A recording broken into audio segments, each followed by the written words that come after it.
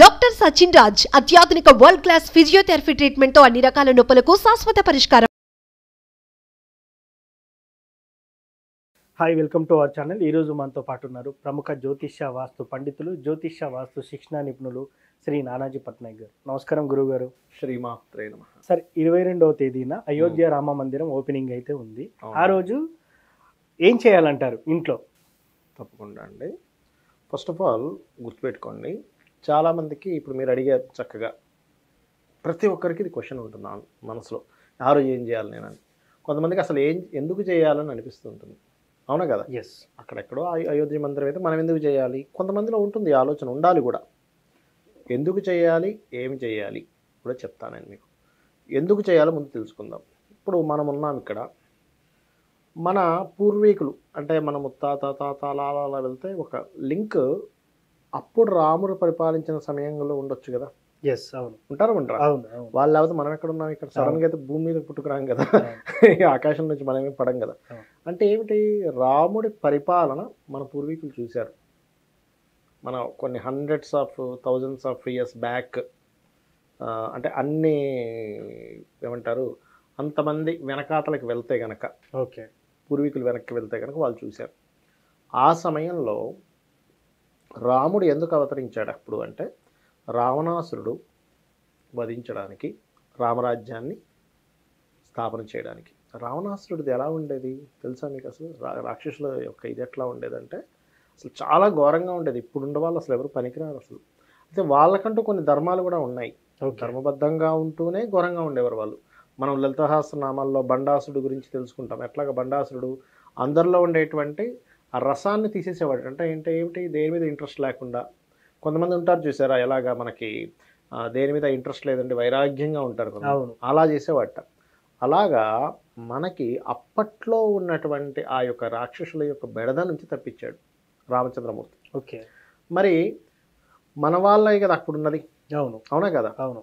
మరి రాముడు అటువంటి చేశాడు అంటే, ఇప్పుడు చూడండి, మనం ఏదైనా సినిమాకి వెళ్తాము, సినిమాలో డూప్లికేట్ ఫైట్ అంటే యాక్షన్ లాగా ఒక సినిమా హీరో చేస్తేనే మనం విజిల్స్ వేస్తున్నాము, యూత్ వెళ్ళి దండలు పెడుతుంటారు, హడావిడి, దానికంతా పేజెస్ కూడా మనం చూస్తుంటాం. ఓకే.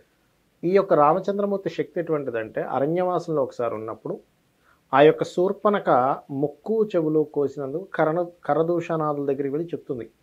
వాళ్ళు మొత్తం దాదాపుగా 60-70 వేల మంది రాక్షసులతో వస్తారు యుద్ధం మీదకి. వస్తే కేవలం ఒక గంటలో, గంట చిల్లరలో అంతమందిని యుద్ధం చేసి హతమారుస్తాడు రామచంద్రమూర్తి.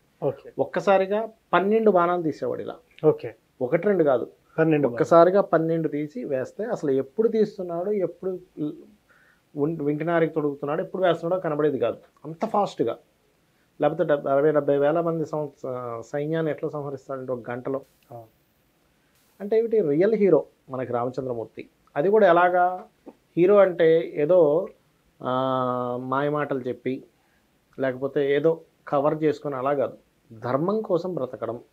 అంటే తండ్రి యొక్క మాట పోకుండా ఉండడానికి, తండ్రి ఇచ్చిన మాట పోకుండా ఉండడానికి అరణ్యవాసానికి వెళ్తాను, ఆనందంగా వెళ్తాను. అది కూడా అదేవిధంగా తమ్ముడితో ఎలా ఉండాలి, భార్యతో ఎలా ఉండాలి, ప్రజలతో ఎలా ఉండాలి, ఏది ఎలా నడుచుకోవాలి అని చెప్పినటువంటి హీరో మనకి రామచంద్రమూర్తి.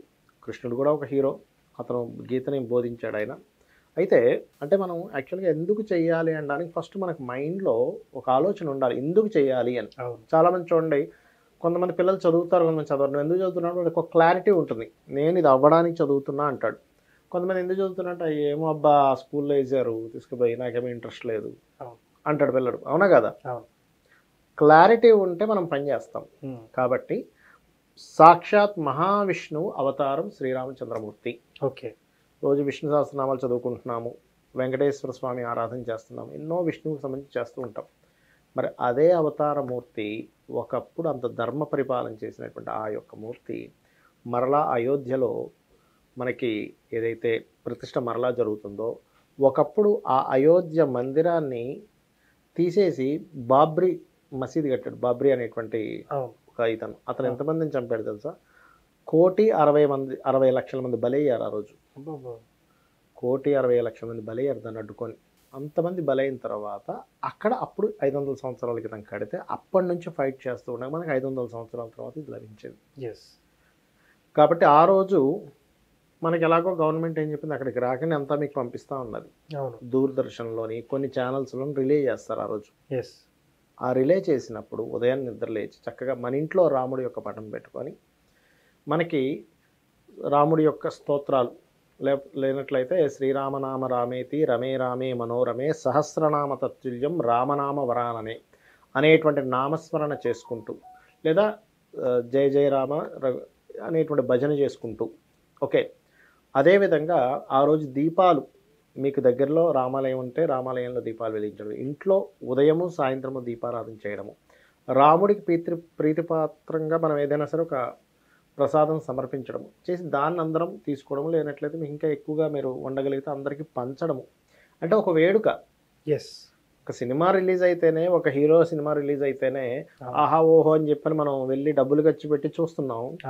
మరి రామరాజ్యం స్థాపించిన రాముడు సాక్షాత్ మహావిష్ణువు, అతని యొక్క ప్రతిష్ట జరుగుతుంటే ఇంకెంత బాగా చేసుకోవాలి.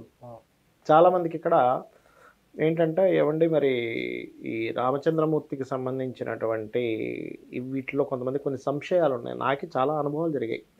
రామ మందిరానికి రమ్మంటే ఒక నమ్మో రాముడికి కష్టాలు ఉన్నాయి కదా నాకు అని అనుకునేది. సీత పేరు పెట్టుకోవాలంటే భయపడ్డము. సీత పేరు పెట్టాలంటే భయపడతారు, కష్టాలు వస్తాయేమో. నేనేమంటానంటే సీత పేరుకి అంత కష్టాలు వచ్చేలా అయితే సీత యొక్క తండ్రి మహారాజు చక్రవర్తి, మరి ఆయన ఏమైపోవాలి? అవునా కదా? అదంతా ఏంటంటే అజ్ఞానం అనమాట. సీత ఆ ఇంట్లో ఉన్నంతకాలం చక్కగా అతను మహారాజుగా ఉన్నాడు, మొత్తం మహారాజుగా వెలిగాడు. ఆయన ఎంతో గొప్పటి పేరు వచ్చింది. ఆ సీతని పెంచుకున్నందుకు సాక్షాత్ విష్ణువే అల్లుడుగా వచ్చాడు. అవునా కదా? మరి నువ్వు అలాంటప్పుడు ఈ సీత పేరు పెట్టుకోవాలని భయపడ్డం ఏమిటి అసలు? గురువు గారు, నాకు ఒక చిన్న 2 సందేహాలు ఉన్నాయి. శ్రీరామనవమి రోజు పెళ్లి చేసుకోవద్దని, అలాగే రాముడు జన్మించిన తేదీ ఏదైతే ఉంటుందో, అంటే ఫలానా తేదీన రామ జన్మదినం అని జరుపుకుంటారు కదా, అలాంటి తేదీలో కూడా కొంతమంది ఇప్పుడు ప్రెగ్నెన్సీ ఉన్న వాళ్ళు సిజేరియన్ చేసుకొని పిల్లలు కంటా ఉంటారు. సో అలాంటి సందర్భాల్లో కంటే కూడా కష్టాలు వస్తాయని ఒక నానుడు ఉంది. దీనిపై మీ అభిప్రాయం? చాలా అసలు అలా వస్తాయి అని మనసులో అనుకుంటే దానంత పాపం ఇంకోటి లేదు. ఎందుకంటే శ్రీరామచంద్రమూర్తి పుట్టినటువంటి సమయంలో ఉన్న గ్రహస్థితిని కనుక మనం గమనించినట్లయితే ఆ రోజు గ్రహాలన్నీ అద్భుతమైన స్థానాల్లో ఉన్నాయి. ఎలాంటి అద్భుతమైన స్థానం అంటే అవతల మనిషి ఒక్క మంచి చేస్తే చాలు, నాకు 1000 తప్పులున్నా పర్లేదు, అవతల మనిషి ఒక్క మంచిని నేను తలుచుకుంటాను అనుకునే మనస్తత్వం ఉన్న గ్రహస్థితి ఆ రోజు ఉన్నది. కాంప్రమైజ్ అవ్వడం కాదు, అక్కడ అర్థం చేసుకోవడం శ్రీరామచంద్రమూర్తి. కాబట్టి పొరపాటును కూడా ఆ రోజు నేను ప్రెగ్నెన్సీతో ఉన్నటువంటి వాళ్ళు చేసుకుంటే తప్పను, లేకపోతే ఇందాక నేను చెప్పినట్టుగా సీత పేరు పెట్టుకుంటే తప్పను, లేకపోతే ఇంకోటి అడిగారు మీరు పెళ్లి శ్రీరామనవమి రోజు వాళ్ళలాగానే విడిపోతారు ఇంకా దాంపత్య జీవితం అనుకోవడము పూర్తిగా తప్పు. ఎందుకంటే రామచంద్రమూర్తి ఈ భూమి మీద నడయాడినటువంటిది 12,000 సంవత్సరాలు బ్రతికాడు ఆయన. ఇటువంటి పాజిటివ్స్ తీసుకొచ్చి రామ అని పేరు పెట్టుకుంటే ఇంత పెద్ద గొప్ప పేరు వస్తుంది, 12,000 సంవత్సరాలు కూడా మనం బ్రతుకుతామేమో. పాజిటివ్స్ ఎందుకు తీసుకోము? ఇక్కడ ఏంటంటే మనుషులకు ఉన్నటువంటి పెద్ద తప్పిదం ఏంటంటే అంతసేపు నెగిటివ్ తీసుకుంటాం, అందులో నుంచి నెగిటివ్ని తీసుకొని నెగిటివ్ గురించే మాట్లాడుతూ ఉంటాం. కాబట్టి ఏంటంటే ఎక్కడా కూడా ఈరోజు పెళ్లి చేసుకుంటే విడిపోతారని కానీ ఎక్కడ శాస్త్రాల్లో లేదు. వీళ్ళ ఊహ, నెగిటివ్గా ఆలోచించే వాళ్ళ ఒక ఊహ తప్పితే శాస్త్రంలో అటువంటిది లేదు. శాస్త్రంలో ఎప్పుడు కూడా ఉన్నటువంటిది ఏంటంటే మీరు పెళ్లి చేసుకునే సమయంలో మీ ఇద్దరి నక్షత్రాలకి సరిపోయేటువంటి నక్షత్రము, అది వివాహానికి సరిపోయే నక్షత్రం అయి ఉండి ముహూర్తం బాగుండాలి. ఇప్పుడు మొన్న ఒకసారి ఒక 10 రోజుల క్రితం నేను ఒక వీడియోలో చెప్పాను, ఏమంటే ఈ ముహూర్తంలో కొంచెము గొడవలు అవుతుంటాయి ఈ ముహూర్తం వల్ల అన్నాను. అదేంటంటే గురువు లగ్నంలో ఉన్నాడు కదా అంటే నేను ఒకటే చెప్పాను, గురువు లగ్నంలో ఉన్నాడు కానీ గురువు రాసుల్లో 2 గ్రహాలు ఉన్నాయి చూసారా, రాహువు కుజుడు. వీళ్ళు ఈ రాహుకుజుల యొక్క సంబంధం ఎటువంటిదంటే ఇటువంటి గొడవలకి దారితీస్తూ ఉంటుంది. ఇప్పుడు చూడండి, పీఠాధిపతులు మఠాధిపతులు వీళ్ళందరూ కూడా ఏం చేస్తున్నారు, అనవసరమైనటువంటి ఇష్యూస్ వస్తున్నాయి. యాక్చువల్లీ వాళ్ళు చెప్పినటువంటి సందర్భం వేరు, కానీ కొంతమంది దాన్ని ఇష్యూగా క్రియేట్ చేస్తున్నారు. పూరి పీఠాధిపతి గారు ఆయన ఏమన్నారు, అయ్యా నేను వచ్చి అక్కడ ప్రేక్షక పాత్ర వహించకూడదు, మా సిస్టమ్ పరంగా నేను వచ్చి అక్కడ చెయ్యాలి, అక్కడ కూర్చోవడం కదా నా పని, నేను వచ్చానంటే నా చేతుల మీదుగా కొంత చేయాలి, అలా అయితే మేము రాగలుగుతాం. రాముడిని ప్రతిష్ఠించడం ఇదంతా మాకు ఎంతో ఆనందకరమైన విషయం. అని ఆయన అలా చెప్తే దాన్ని ఇంకొక రకంగా రాలేనని చెప్పేసి మొత్తం create రాలేనని, ఆయన ముట్టుకున్నది నేను చూడడం ఏంటని ఇలాంటివన్నీ క్రియేట్ చేస్తున్నారు. ఫైనల్ గానైతే 22వ తారీఖున మీరు చెప్పినట్టు చేస్తే అంత శుభమే చేసుకోవాలి. జరుగుతుంది అంటారు. ఖచ్చితంగా శుభం జరుగుతుంది. అంటే ఒకటి, మనకి శుభాన్ని ఇచ్చిన వాడిని మనం తలుచుకుంటున్నాం. ఎస్, ఆల్రెడీ ఆయన శుభాన్ని ఇచ్చేసాడు. ఇప్పుడు ప్రతి పని మనకి జరుగుతుంది అంటే మహావిష్ణువు స్థితికారకుడు. మనం చేస్తున్న ప్రతి యాక్టివిటీ ఆయన ఆధీనంలో ఉండి జరుగుతుంది. ఎస్, అటువంటి అతని యొక్క రామమూర్తి అంటే రామ అవతారంలో ఉన్నటువంటి మూర్తిని మనం ధ్యానించుకుంటున్నాం. Okay sir. ఇంకోటి ఏంటంటే రామ అనేటువంటి నామం ఎక్కడైతే ఉచ్చరించబడుతుందో అక్కడ ఆంజనేయ స్వామి యొక్క ప్రెజెన్స్ ఉంటుంది. ఆంజనేయ స్వామి ఉంటే ఎటువంటి ఫలితాలు వస్తాయి మనందరికీ తెలుసు. మరి ఇంకేం కావాలి మనకి? అంటే ఒక గొప్ప అవకాశం 500 సంవత్సరాల తర్వాత మనకు తీరినటువంటి, భారతీయులకు తీరినటువంటి ఒక గొప్ప డిజైర్ అనుకోండి, కోరిక అనుకోండి, మనం సాధించుకున్నాము. ఇది కేవలం హిందువులకనే కాదు, ధర్మం కోసం నాకు ధర్మం కావాలి, ధర్మబద్ధమైనటువంటి రాజ్యం కావాలని కోరుకునే ప్రతి ఒక్కరికి, ధర్మం కావాలనుకునే ప్రతి ఒక్కరికి ఇది విజయం. Thank you sir. బలహీనుడైనా కూడా బలవంతుని ఢీ కొట్టచ్చు అని రామనామంతో కూడా చాలా అద్భుతంగా thank you so much sir. శ్రీమాత్రే నమః. చూసారు కదా, రామ మందిరం ప్రారంభోత్సవం జనవరి 22 తేదీన మనం ఏం చేయాలనేది గురువుగారి మాటలో విన్నాం. ఇది వాటి కార్యక్రమం. మరో కార్యక్రమంలో మళ్ళీ కలుద్దాం. Thank you.